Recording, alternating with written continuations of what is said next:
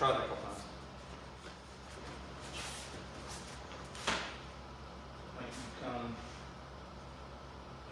almost like you're turning over. Right? So, like, opposite posture, especially if you get a good one, like, ah. I mean, you can try. But it's like roll. It's like a hook, but a little strange. Just like turn your hand up so you get like a point. Yeah, it's not like, yeah, you want to turn it in. So it adds a little bit of width at the end.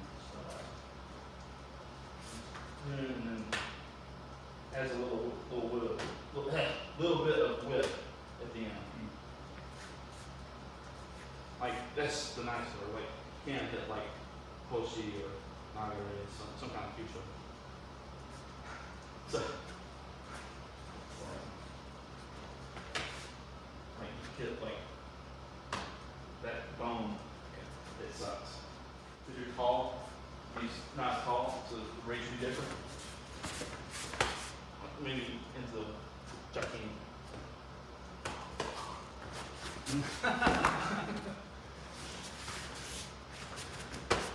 Like getting the body underneath you.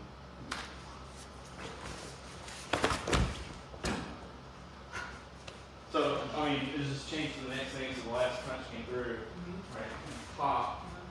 And then your hand was there, so like that's the next thing, so like I went to stop that, just hit.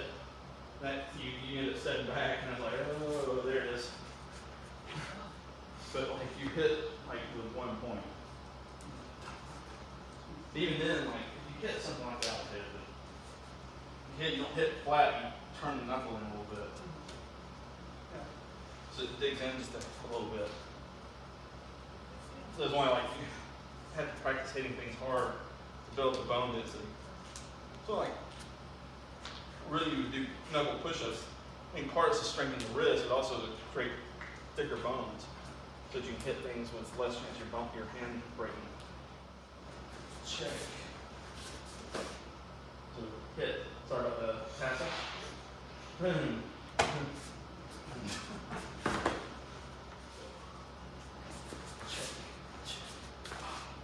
Hit with the hook. And of course there's that. Hold.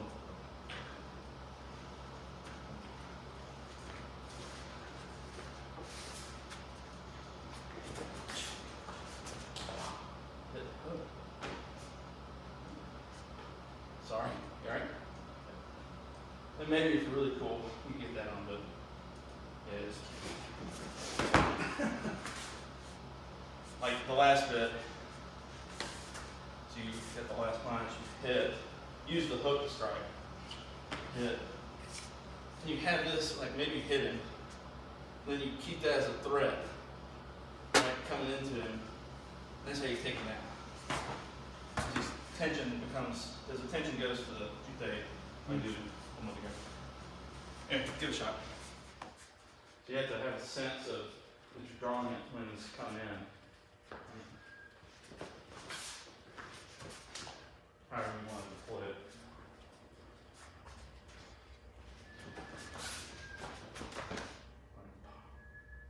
And then however you use Taijutsu, and then the jutte fits within Taijutsu. But you never like rely on the jutte or the weapon in general. Rely on your Taijutsu, and then the weapon aids it. Just helps it.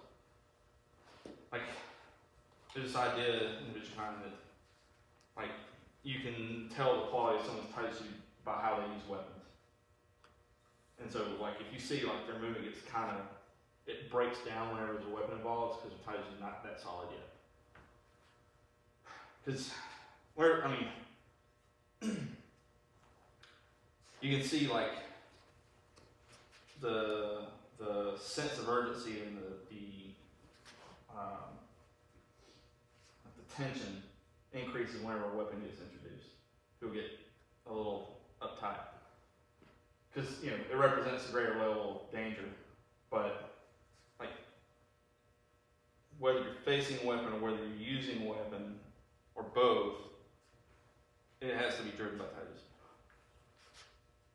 That way, like, so, like in some systems, like, and there is a degree of this within Bujinkan, like we've talked about before, like you know, if you're using a jo, you don't use it like a hanbo or use it like a bo, you use it like a jo, right? But the tendency is for people to either use it like a bow or like an oversized sword or an oversized hanbo, but it's got its own qualities. It's like, you don't really use a spear or a bow or naginata exactly the same way. Like there's some qualities that, of course, spill over to each other, but there are also some unique qualities of each weapon that you have to understand to use the weapon. But even within that, you power it with your Taijutsu. Like a lot of people will go train like Filipino arts for knife stuff. But they really don't need to. If they understand Taijutsu, I don't think they need to. But I mean, even with the Filipino stuff, especially like, if you look at the weapon stuff, it's pretty, I mean, this is my outside observer thought, is you get the stick fighting, which is supposed to represent, you know, like machete fighting. But also the moves are very similar to the knife fighting. The movement is very common, it seems.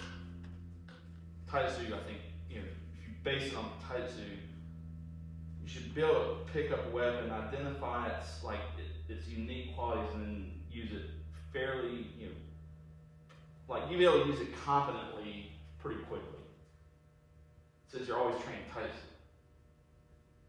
But if you like pick up jutte and then you switch into juttejutsu mode, and you forget about Taijutsu, like you'll probably be worse off than if you just think, okay, I'm using Taijutsu, but I have jutte in my hand while I use Taijutsu. So nothing really changes. Like, that's why I went from this to this. It's the same. Right?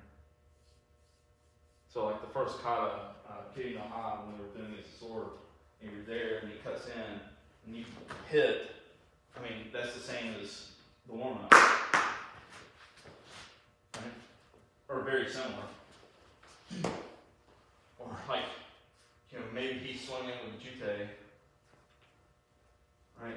You come out, you got each one in the kata. Yeah. Try to hold your Taijutsu is the main thing. Anyway, it's how you're able to draw the weapon.